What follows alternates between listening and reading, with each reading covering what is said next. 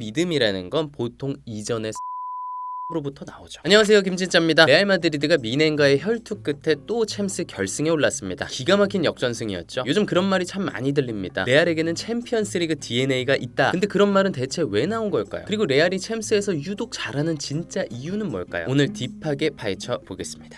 챔스의 왕. 일단 레알은 챔스 최다 우승팀입니다. 과거 유러피언컵까지 포함하면 통산 14번 우승했어요. 근데 이 횟수가 개쩌는 게 두 번째로 우승 많이 한 팀이 밀란이거든요. 딱 7번 했어. 그러니까 1위랑 2위랑 2배 차이 나는 거야. 레알이 더 대단한 건 통산 4강 진출 횟수도 33회로다가 압도적인 1등이라는 거예요. 2등인 미넨은 21번, 3등인 바르셀로나는 16번이니까 레알이 어마어마하게 앞선 거죠. 자, 근데 사실 이런 것들은 엄청 예전 기록까지 다 합친 거예요. 그래서 최근 기록을 따로 살펴봐야 될 텐데 요게 더 놀라워. 최근 14시즌 동안 챔스 4강에 무려 12번 올라갔습니다. 단 2번 빼고 계속. 그리고 2013년부터 2018년까지 5시즌 동안 챔스 우승을 4번 했어요. 가장 최근 우승은 2시즌이죠. 그리고 올 시즌에 또 결승에 올라갔고, 역사적으로 보나 최근 폼으로 보나 레알이 챔스의 왕이 맞긴 해요. 인정해야 돼. 챔스 DNA라는 말이 나온 이유, 일단 방금 살펴본 대로 챔스 우승한 역사가 어마어마했기 때문에 챔스 DNA라는 말이 나올 수 있었던 거죠. 역사가 없으면 그런 말 자체를 못하지. 자, 그리고 챔스 DNA라는 말이 나온 또 다른 이유는 레알이 리그에서는 고전하더라도 챔스에서는 잘했기 때문이에요. 예를 들어서 97-98 시즌 챔스 우승할 때 리그 4위였고요 99-00 시즌 챔스 우승할 때도 리그는 5위였어요. 그리고 아까 말씀드렸듯이 2013년부터 5시즌간 4번 우승할 때 리그 우승은 딱 한 번밖에 못했어요. 자, 챔스 DNA라는 말이 나온 이유는 또 있습니다. 레알이 챔스에서 기가 막힌 역전승을 많이 했기 때문이에요. 예를 들어서 13-14 시즌 아틀레티코 마드리드와의 결승전에서 극적인 역전승 거뒀죠. 그리고 2-2 시즌 파리와의 16강전, 맨시티와의 4강전에서도 극적인 역전승, 또 며칠 전 미넨과의 4강전에서도 극적인 역전승. 그러니까 사람들이 야, 진짜 챔스 DNA라는 게 있긴 있나 보다 이렇게 생각하게 되는 거죠. 자, 그리고 챔스 DNA라는 말이 나온 또 다른 이유, 레알이 챔스에서 경기력이 안 좋아도 꾸역꾸역 우승했기 때문이에요. 그 대표적인 예가 가장 최근 우승인 2-2 시즌의 우승이죠. 그 시즌 챔스에서 레알의 기대 득실점 값이 마이너스 2.5였어요. 근데 이게 지난 11년간 챔스 4강에 오른 44개 팀 중 뒤에서 5번째 기록이에요. 엄청 안 좋았다는 거지. 그렇게 경기력이 안 좋았는데 결국 우승을 했어. 그리고 올 시즌 맨시티와의 8강 2차전도 보면 시티가 점유율을 무려 67% 먹었어요. 그리고 슈팅 개수도 맨시티 33개, 레알이 8개였어. 근데 결국 또 레알이 이겼어. 그러니까 챔스 DNA 얘기가 또 나온 거야. 레알이 챔스에서 유독 잘하는 이유, 일단 팬들의 기대치가 아주 높아서. 물론 모든 빅클럽들의 팬들은 기대치가 높아요. 근데 레알 팬들은 유독 더 높아. 그분들은 레알이 언제나 유럽의 왕이 돼야 된다고 생각해요. 실제로 레알에서 뛰던 카세미로가 이런 얘기를 했습니다. 만약 레알이 리그 우승만 하면 레알 팬들은 왜 챔스 우승은 안 했냐고 묻습니다. 자, 팬들의 기대치가 그렇게 높으면 감독과 선수들이 압박감을 갖겠죠. 그러면 챔스 우승하려고 미친 듯이 할 수밖에 없는 거야. 카세미로도 그러한 압박감은 우리를 지치게 하는 게 아니라 항상 더 밀어붙이도록 만듭니다. 이렇게 얘기했었거든요. 참 사람은 자기가 속한 그 환경에 영향을 많이 받는 것 같아요. 수학 1타 강사로 유명한 정승재 쌤이 그런 얘기 하시더라고요. 만약에 집안 분위기가 최소 여기 대학은 가야지 이런 분위기면 대부분의 사람들이 요 대학에 가게 된다는 거예요. 그러니까 자기가 속한 환경이 특정 수준의 기대치를 만들고 대부분의 인간은 최소 그만큼은 충족시키려고 노력을 한다는 거예요. 레알 선수들도 마찬가지인 거죠. 자, 그리고 레알이 챔스에서 잘하는 또 다른 이유는 우승을 경험해본 선수들이 많기 때문입니다. 고기도 먹어본 놈이 잘 먹는다고 우승도 해본 놈이 잘하는 거예요. 자, 그러면 그 우승 경험이 왜 도움이 될까요? 일단 우승을 실제로 해본 선수들은 또 해낼 수 있다는 현실에 기반한 믿음을 갖게 돼요. 왜냐면 그게 진짜 현실로 이루어졌었으니까. 생생하잖아. 트로피를 만져봤잖아. 그러니까 또 가능할 거라고 믿는 거죠. 자, 그리고 그런 굳건한 믿음은 위기에 몰렸을 때 평정심을 갖게 만듭니다. 왜 반다이크가 지난 시즌 챔스 16강에서 레알한테 지고 나서 이런 얘기 했었잖아요. 우리는 지고 있어도 전혀 당황하지 않는 팀을 상대하는 것 같았습니다. 레알 선수들은 역전에서 우승한 경험이 많잖아요. 그러니까 지고 있어도 흔들리지 않는 거야. 오히려 그 침착한 모습을 보고 상대가 당황해. 자, 근데 챔스 우승을 한 번도 못 해본 팀들은 그런 현실에 기반한 안정적인 믿음을 가질 수가 없죠. 오히려 챔스 우승이라는 걸 너무 염원하게 되다 보니까 자기 스스로를 막 의심하게 돼. 우리가 진짜 우승할 수 있을까? 챔스를 이렇게 조금이라도 의심하게 되면 중요한 순간에 삐끗해서 미끄러지는 거야. 19-20 시즌 결승에서 미넨한 시티한테 졌던 파리나 2021 시즌 결승에서 첼시한테 졌던 맨시티가 약간 그런 느낌이었어요. 결국 챔스 윗단계에서 중요한 건 전술이나 용병술 그런 게 아니라 선수들 마음속에 있는 그 할 수 있다는 믿음이거든요. 그리고 그 믿음이라는 건 보통 이전의 성공 경험으로부터 나오죠. 그러니까 레알이 아주 유리한 거예요. 자, 비슷한 맥락에서 레알이 챔스에서 잘하는 이유로 그들의 유니폼을 꼽을 수 있습니다. 이게 뭔 얘기냐? 레알에서 우승을 해본 적이 없는 선수라도 일단 레알의 유니폼을 입으면 자신감이 뿜뿜할 수 있어요. 내가 이런 어마어마한 팀의 일원이라고? 그래, 난 특별한 선수야. 이렇게 자기에 대한 정체성을 재정의하게 되는 거예요. 그러면 경기장에서 완전히 다른 선수가 될 수 있는 거죠. 실제로 과거 레알에서 윙어로 활약했던 미첼이란 선수는 이런 얘기를 했었어요. 레알 유니폼은 선수들을 헐크로 바꿔버리는 아주 특별한 셔츠입니다. 그리고 반대로 상대 선수들은 레알의 그 하얀 유니폼을 보면 괜히 주눅들 수 있죠. 쟤네 챔스 DNA 오지는데 또 역전당하는 거 아니야? 이러면서 자신감을 잃을 수 있다고요. 진짜 이런 일종의 패션 심리 무시 못합니다. 자, 그리고 레알이 챔스에서 한두 번이 아니라 계속 잘하는 이유는 챔스 우승 DNA가 선수단 내에서 계속 전수되기 때문입니다. 예를 들면 이런 거죠. 레알에 새로운 선수가 영입이 됐어. 그러면 이 선수가 이전에 우승을 해봤던 선수들하고 같이 해서 새로운 우승을 경험해요. 그 과정에서 선배들의 노련함, 승부사 기질, 마인드셋 이런 것들을 바로 옆에서 보고 배우는 거예요. 자, 그러면 팀에 우승을 한 번 이상 경험한 선수들이 점점 많아지겠죠. 그러면 팀이 더 강력해지겠지. 그리고 그 중에 몇몇 선수들이 떠나더라도 아직 괜찮아요. 우승해본 선수들이 아직 많이 있거든. 자, 그리고 그 우승을 해본 선수들이 새로 합류한 선수들을 데리고 또 다른 우승을 합니다. 그런 식으로 챔스 우승 DNA를 연속적으로 전수하는 거예요. 절대 이 스쿼드를 한 번에 싹 갈아치우지 않는다고요. 심지어 최근 10년간은 감독들 사이에서도 그 DNA가 전수된 느낌이에요. 안첼로티 감독이 1314 챔스 우승할 때 지단이 수석 코치였죠. 그리고 지단이 다 다음 감독이 됐잖아요. 그리고 챔스 3연패 했다고. 안첼로티한테 배운 게 많았겠죠. 그리고 다